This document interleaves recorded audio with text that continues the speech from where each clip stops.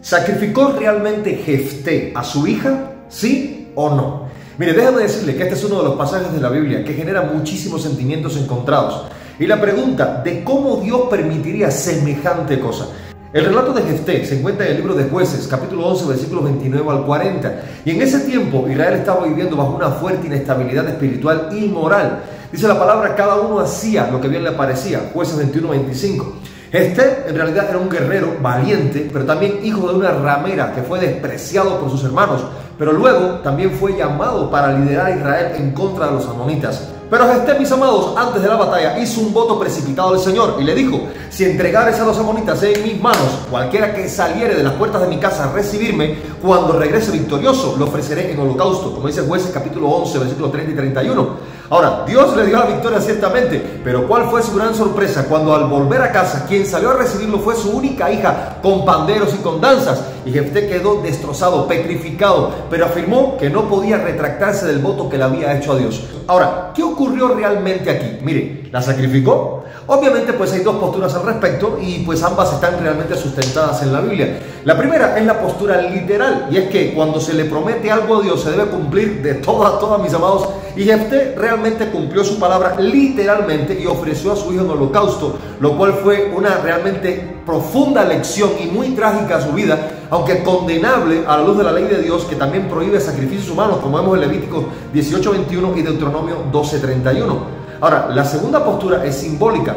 Algunos afirman que no la mató, sino que sencillamente la dedicó al servicio exclusivo a Dios de por vida, consagrándola pues a la virginidad perpetua, como indica el texto también cuando dijo que no conoció varón, en Jueces 11:39, y que las doncellas israelitas iban cada año a lamentar su virginidad. Y aquí es importante considerar que muchas veces un pequeñísimo detalle del texto puede revelarnos todo el contexto, porque esta frase de no conoció varón y que las doncellas lloraban su virginidad, pues sencillamente nos habla del hecho de que en realidad no fue sacrificada, lo cual es coherente con el rechazo que Dios hace de los holocaustos humanos, y que a su vez en realidad implica que la hija de Jefté no pudo constituir una familia, o sea, tener esposo, hijos, como muy probablemente ella hubiese querido, como cualquier otra doncella de su tiempo, y que sencillamente eso era lo que las doncellas iban a lamentar, o sea, a llorar cada año, como dice el texto, o sea, que está plasmado. Por tanto, ella tuvo que centrar su vida exclusivamente en servir a Dios a causa de la promesa anticipada de su padre,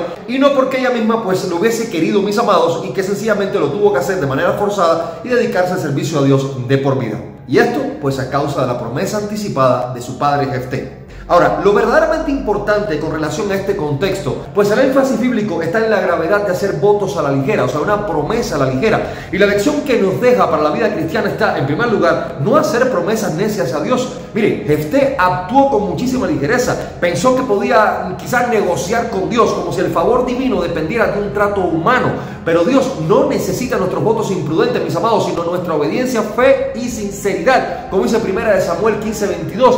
Y Jesús, mis amados, nos enseñó que no debemos jurar por nada, sino que nuestro sí sea sí y nuestro no sea no, como dice Mateo 5:33 al 37. En segundo lugar, la fe no manipula a Dios. Jefté creyó que su promesa influiría en el resultado de la batalla, pero no era así. La realidad es que la victoria fue por el Espíritu de Dios, como dice Jueces 11:29, no por el voto que él había hecho. Y muchos creyentes en la actualidad están cayendo en prácticas muy parecidas. Decretan, prometen cosas insensatas, hacen votos con Dios esperando bendiciones, como si Dios fuera un ídolo que responde a sus trueques. Yo te doy, tú me das. Y esto, mis amados, no es bíblico, sencillamente superstición. En tercer lugar, las decisiones apresuradas pueden dejar heridas irreversibles. El resultado del voto de Jefté, sea muerte física o muerte de matrimonio, fue una tragedia para su hija. La precipitación en decisiones espirituales, especialmente cuando están motivadas por el orgullo o la desesperación, pueden tener consecuencias devastadoras, ya sea para nosotros o para la vida de otras personas que involucramos en el proceso. Por eso se nos manda a ser prontos para oír y tardos para hablar, como dice Santiago 1:19. En cuarto lugar, no es suficiente tener celo por Dios, necesitamos conocimiento bíblico. Y Jefté tenía celo, pero no entendimiento de la voluntad de Dios, que prohíbe el sacrificio humano. Y si él hubiera realmente conocido mejor la ley, habría sabido que sencillamente hay formas de redimir votos insensatos, como dice Levítico 27. Y esto muestra, mis amados, cuán peligrosa es la ignorancia bíblica en medio del fervor religioso. El celo sin verdad destruye, como dice Romanos 10:2. Desafortunadamente, hoy hay muchas personas, creyentes, que siguen cayendo en el mismo error de Jefté. Hacen votos apresurados, prometen cosas a Dios en momentos de angustia y luego, mire, viven atormentados por esto. Algunos prometen dinero, otros ayunos extremos, otros hasta relaciones o decisiones familiares, y esto es tremendamente horrible. No es así a la luz de las Sagradas Escrituras. Pero Dios no quiere promesas apresuradas, sino vidas rendidas a su voluntad. Y en lugar de decir, Señor, si me das esto o aquello, pues yo te doy esto o aquello. No, el verdadero creyente debe orar como decía Cristo: Padre, no se haga mi voluntad sino la tuya, en Lucas 22:42. El caso de Jefté, mis amados, es una advertencia solemne. Nos muestra que una fe sin discernimiento puede llevar a errores graves, catastróficos. Nos llama a conocer la palabra de Dios, a vivir con sabiduría y no a hablar a la ligera delante del Señor. La obediencia fiel a Dios es mejor que cualquier sacrificio ante Dios, como dice 1 Samuel 15:22. Y el corazón contrito y humilde es lo que Dios no va a despreciar jamás, como dice Salmo 51:17. Que nuestra fe, mis amados, no se basa en emociones ni en votos humanos, sino en el conocimiento de la voluntad de Dios revelada por medio de su santa palabra. Paz y misericordia del Señor sea con todos y que Dios les bendiga.